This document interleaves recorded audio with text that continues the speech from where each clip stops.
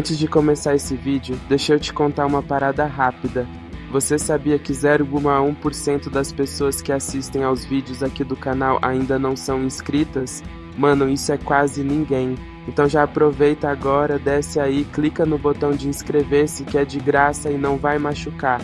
E se você curte futebol e gosta de ver listas polêmicas, esse vídeo aqui vai ser um prato cheio. Hoje a gente vai dar uma olhada nos 10 piores clubes da história recente da Copa do Mundo de Clubes. Alguns times decepcionaram geral, outros pareciam que estavam lá só de passagem e o primeiro lugar vai te surpreender. Então se prepara, porque essa lista vai dar o que falar. Abrindo a nossa lista, em 10º lugar, temos o Monterrey, do México. Apesar de ser um clube tradicional da CONCACAF e até acumular algumas boas campanhas, o Monterrey também tem um histórico de decepções em Copas do Mundo de clubes. Em algumas edições, parecia que o time simplesmente travava na hora da decisão. Contra adversários mais fortes, faltou criatividade, intensidade e principalmente mentalidade. Em 2011, por exemplo, perderam nos pênaltis para o Kashiwa Reysol e em 2013 foram eliminados pelo Raja Casablanca. Mesmo tendo elencos bons no papel, não conseguiram se firmar como uma força global e acabaram virando presença frustrante no torneio. E cá entre nós, um clube com investimento e estrutura como o deles tinha obrigação de render bem mais. Na 9ª posição, temos o queridinho das redes sociais, o Inter Miami. O time americano entrou na Copa do Mundo de Clubes com toda a pompa por causa do Messi, mas a realidade foi dura. A expectativa era enorme, especialmente da mídia internacional, que apostava num show do argentino e CA.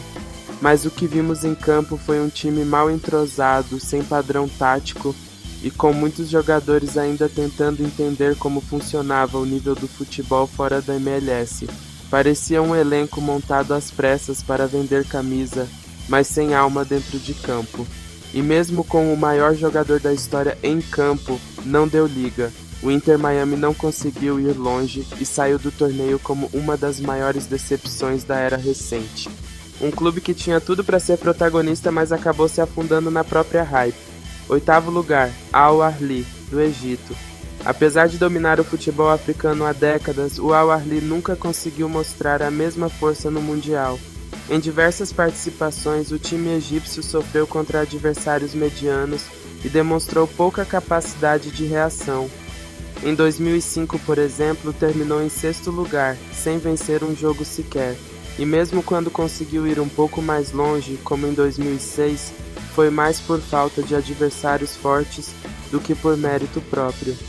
A verdade é que o clube parece travar quando o nível de exigência aumenta. A lentidão na transição, a falta de intensidade e um estilo de jogo previsível tornam o Al Ahly um time que raramente surpreende no cenário mundial. E por mais que seja gigante na África, no Mundial, o desempenho deixa muito a desejar. Na 7ª posição, o Los Angeles FC, um time relativamente novo no cenário internacional que chegou ao Mundial com uma base forte da MLS, mas que mostrou total despreparo na hora de encarar clubes mais experientes. O LFC apostou em um estilo de jogo ofensivo, mas pecou pela fragilidade defensiva e pela falta de maturidade. Quando enfrentou clubes com mais história e camisa, o time simplesmente não conseguiu competir. A pressão bateu forte, os erros se acumularam e o desempenho foi fraco. O clube tinha talento, nomes de peso no elenco, mas faltava aquela casca que só o tempo traz. E no Mundial, isso fez toda a diferença. O LAFC virou mais uma dessas equipes que brilham em casa, mas desaparece no cenário internacional.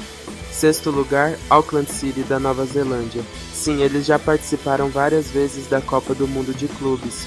Mas vamos ser sinceros, o Auckland virou quase um personagem fixo do torneio, sempre como o time que entra para completar tabela.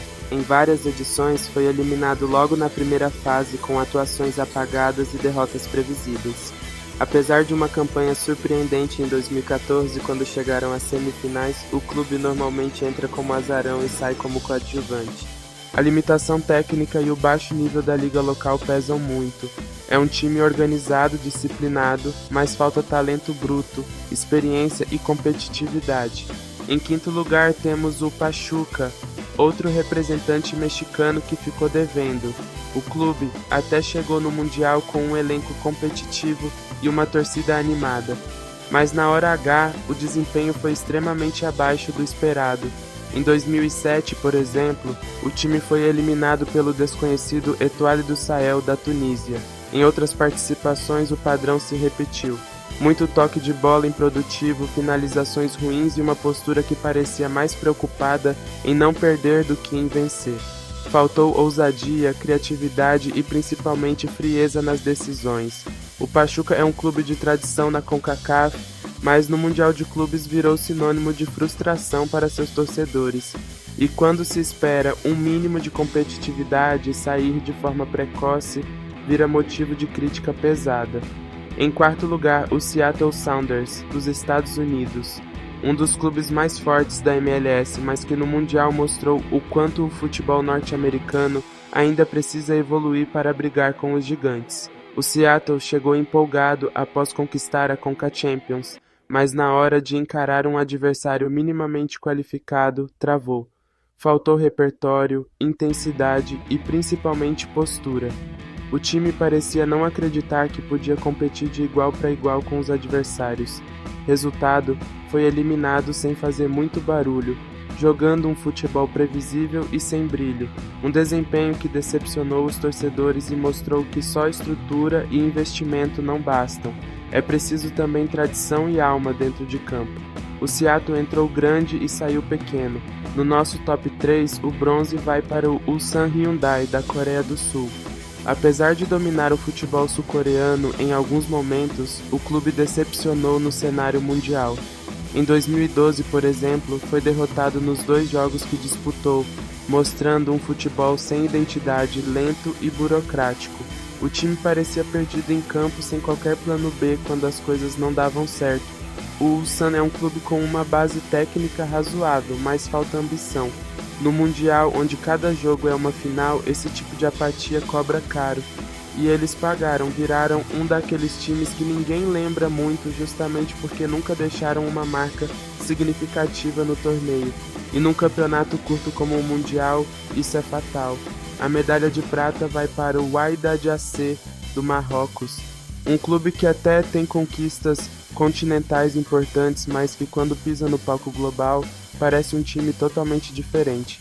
Em 2017, por exemplo, foi eliminado logo na estreia contra o Pachuca, e em outras edições repetiu o mesmo roteiro, muita disposição, mas pouca qualidade. O Wydad é conhecido por seu jogo físico, mas falta organização e inteligência tática. Em vez de se adaptar aos adversários mais técnicos, insistem em um estilo direto que raramente funciona contra times bem armados. E no Mundial, onde cada erro custa caro, essa teimosia virou o principal vilão. Um time que tem paixão, mas falta precisão. Isso fez deles um dos piores clubes da história do torneio. E em primeiríssimo lugar, o Urawa Reds, do Japão. Um time que representa um país com estrutura e tradição, mas que no Mundial de Clubes nunca conseguiu justificar seu status.